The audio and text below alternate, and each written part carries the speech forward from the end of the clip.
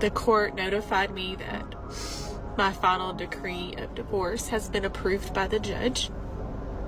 I know that it sucks being alone. I come home and I'm alone. I go everywhere alone. I don't hardly talk to him anymore.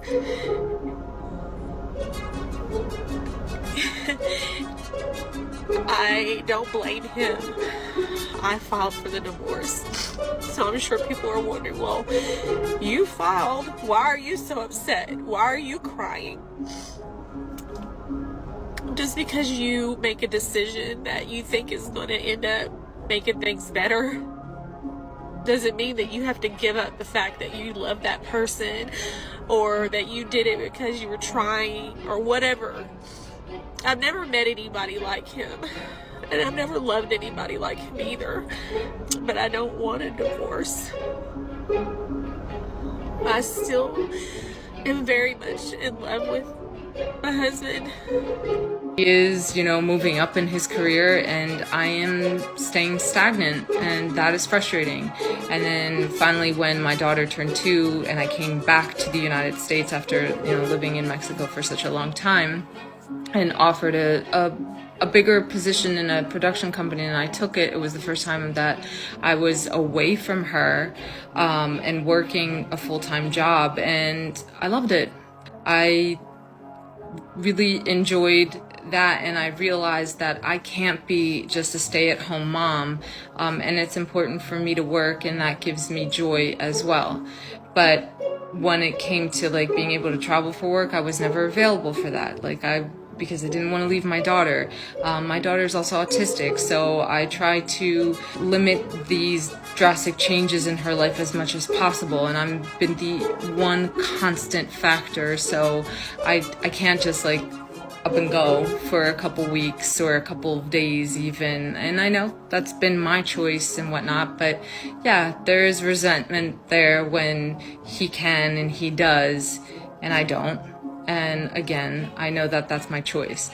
Now, it's very difficult. It's very difficult to be able to work even now. I have my own company, and I've decided to have my own company to give me the flexibility of being the mother that I want to be, but also having the career that I want to have. And it's not. I don't, I don't. H right now is in Miami, then he's going to go to Mexico, and then, he goes to Jamaica, and he goes all over the place, and I don't because I don't want to disrupt my kid's life. I'm still nursing my son, so yeah, there's resentment. This is what feminism has done to modern women. Her all body and soul is literally letting her know what she should do because it's what she really wants. But her indoctrination of pursuing her career is always interfering and pushing her to completely destroying her family. As a stay-at-home mom, she is the primary beneficiary of all the hard work her husband is putting in. But she can't even see it because of all the indoctrination about pursuing her career to compete with her own husband. And she even admitted that her husband didn't do anything wrong and that he is a good man. Check it out. I want to clarify something because I think that I might be coming off as a victim here, and I'm not. I'm a victim of myself. I'm not a victim of H. I'm a victim of myself. He is not a bad person. He's not the right person for me. I'm not the right person for him, unfortunately. That hurts. But he's not a bad person. And this divorce is amicable. At least up until this point, we're on the same page about doing things this way for our kids, for ourselves. I'm not on a place I can't see him. I can't see him with another person right now, but I can see him. This woman is so narcissist to the point that she cannot stop saying in all her posts that she doesn't want to see her husband with another person, even though she doesn't want to be with him anymore. Let me just show you how narcissist she really is in this final clip. My mind is my worst enemy. Sometimes I am my own worst enemy. For instance, this is going to be difficult to say because makes me sound like a crazy person, and I realize that, but it's the truth, and I said that I would be raw and unfiltered, right? Even though I don't want to be with him anymore, there is a part of me that wants him to still want to be with me. And when I kind of think about like what gets me upset, or why am I so sad about certain things, you know, of him wanting to also go through with the divorce, you know, if I don't want to be with him, and it's this craziness, or I don't know, maybe it's like it's just human. Here it is. My problem is not that I don't value myself, or I don't have self-love. I think if I didn't, I would continue to be in this relationship. And I feel like this found awareness of myself and the self-love has brought me to this point of wanting to get the divorce and move on and find someone, or many someones, that fulfill me, you know, more.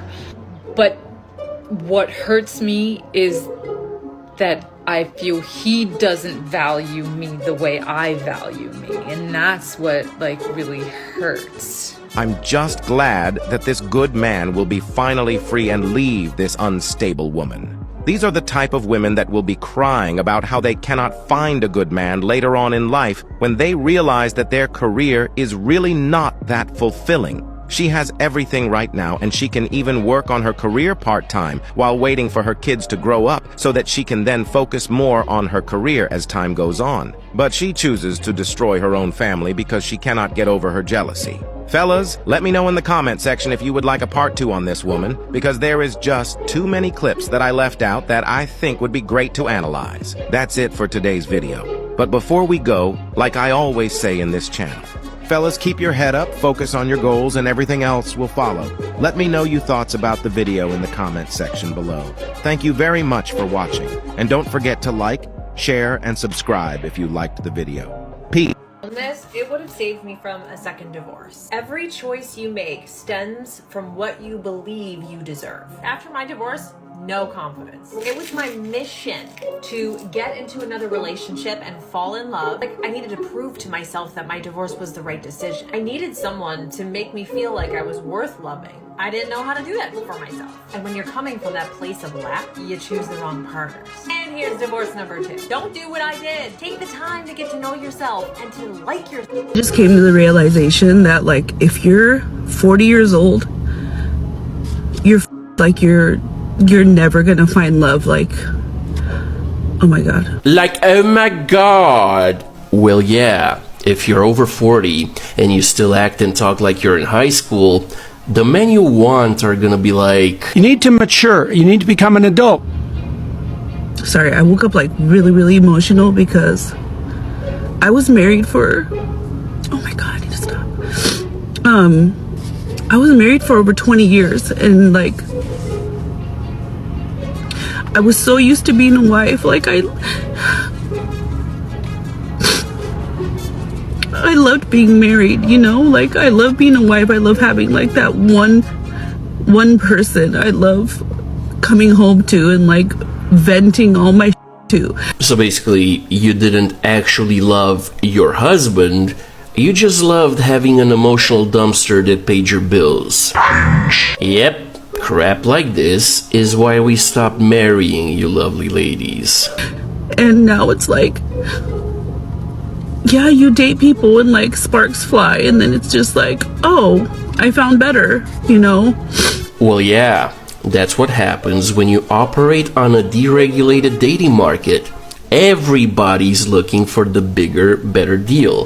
That's probably what you were looking for when you divorced your husband.